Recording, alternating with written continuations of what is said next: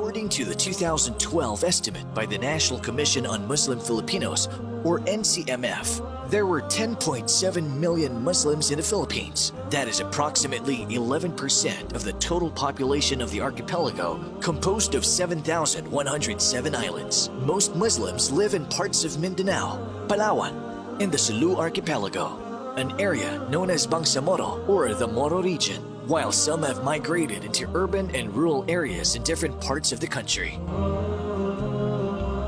Islam was first brought by Arab traders in the late 13th and early 14th centuries. 200 years before the Spanish invasion, these Muslim merchants originally came from present-day Malaysia and Indonesia. They landed in Sulu Islands and preached Islam to the indigenous population and built the first mosque in the Philippines in the town of Simunul in Tawi-Tawi in the mid-14th century. The Islamic propagation reached as far as the Kingdom of Tondo in current-day Manila in Luzon in the northern Philippines. It is notable to see that there was no clear record of armed conquest made by the Muslims against the local people, and it seemed that they embraced Islam voluntarily. Muslims believe that the past Muslims were invited into Islam by the good manners possessed by the preachers towards Islam. Different states and colonies embraced Islam without being subjugated by a Muslim military. As time went on, the Muslims prospered under these Muslim states, which had trade relations with nearby islands and even far-off countries like India and China. By that time, the Philippines does not exist yet as a country, rather as a group of islands where different sultanates rule over different lands, where many of these are Muslim governments. The first attempt to conquer the Philippines was made by a Portuguese sailor working for Spain named Ferdinand Magellan in 1521. He is also known for leading the fleet of ships that is first to circumnavigate the world. He was able to convert some people to Christianity according to historians, but he failed in Christianizing and conquering Mactan and Cebu in the central Philippines when a local Muslim chieftain, Lapu-Lapu, led a counterattack against the superior fighting force of the Spaniards, who were armored and wielded firearms. Lapu-Lapu led a group of warriors armed with machetes, sword, and bamboo spears and fought the well-armed and armored conquerors on the seashore. Lapu-Lapu killed Ferdinand Magellan, thus earning himself the title as the first Filipino freedom fighter. Lapu-Lapu is continually remembered today by having his silhouette used by the Philippine National Police in their official seal as a sign of bravery. When the Spanish returned to the Philippines in the mid-1500s, after the failure of Ferdinand Magellan to conquer Cebu, they conquered Manila, where they encountered more Muslims under the leadership of Raja Sulaiman, whose castle stood in the area now known as Intramuros. This discovery led them to call the Filipino Muslims as Moros, which is in reference to the Moors who occupied Spain for more than 800 years, whom they have recently conquered by invading Andalus or Muslim Spain. In 1575, the Spanish started spreading Catholicism in the Philippines through the use of missionaries. But these missions are often accompanied also by conquest and invasion, where the vanquished Filipinos are subjected to forced labor and other cruelties. This has been recorded in history as an era of human rights abuse that even the non-Muslim freedom fighters and the intellectuals like Jose Rizal and Andres Bonifacio tried to address. Though much of the Philippines converted, the Moros, however, stood firm in their faith. Great Muslim leaders such as Sultan Kudarat of Mindanao and Raja Sulaiman of Manila continued the legacy of Lapu-Lapu in their fight for freedom. Upon the fall of Muslim territories in Luzon and Visayas in the central Philippines, most Muslims fled to the Muslim strongholds in the area that is now known as Muslim Mindanao or Bangsamoro. The Moros have a history of resistance against Spanish, American, and Japanese rule for over 400 years.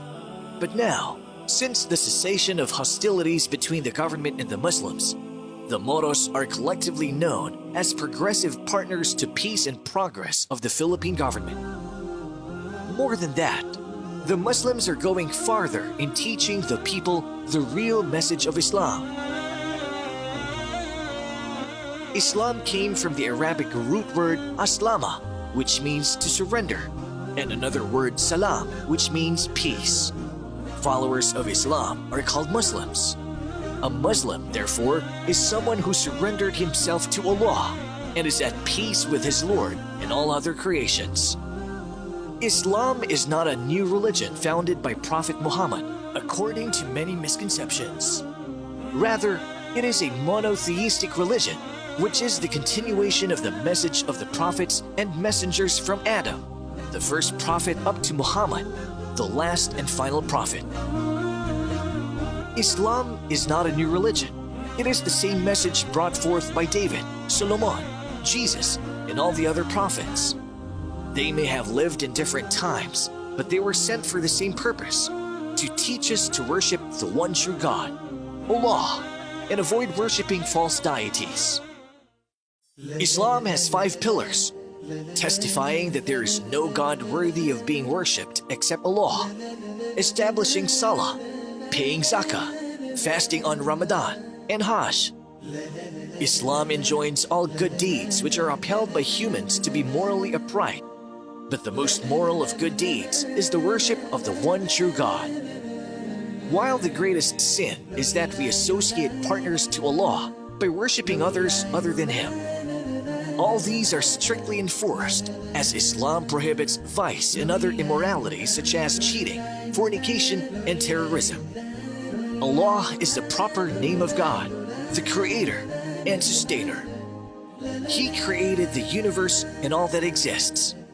He sent the prophets and messengers and the revelations with them in order to teach mankind to worship Him alone without partners, and to avoid the worship of other gods other than Allah, and to teach us that which is upright and moral. There is no God worthy of being worshipped except Allah. Worshipping Him alone without partners is the purpose of creation. Although Christians call Him as God the Father or Lord, Allah is the same God who created the earth in the Bible. He is the same God that sent the prophets. Muslims believe in all the prophets and messengers, including Adam, Noah, Abraham, Jesus, and last prophet Muhammad. Prophet Muhammad had miracles the same way other prophets were given the same by Allah, in order for them to prove the validity and authenticity of their message. Prophet Jesus was given the miracle of healing, while Moses divided the sea for them to cross as an example. The greatness of the Quran as a miracle is because it is an eternal miracle that we still witness until today. Quran is the most read book in the world, and is the only book which is memorized by millions of people from cover to cover, which is a proof of Allah's promise in the Quran itself that He shall protect it, proving that it is indeed the word of Allah. Recently, scientists, Muslims and non-Muslims alike, discovered many scientific miracles in the Quran. The Quran has been speaking about geology, outer space, biology and others since it was revealed 1,400 years ago. A Muslim is a person who surrendered himself to Allah by acknowledging His oneness. He is also subservient to Allah by being obedient to Him and avoiding what He prohibited. He avoids any form of cooperation or having to do with worshipping anything or anyone other than Allah.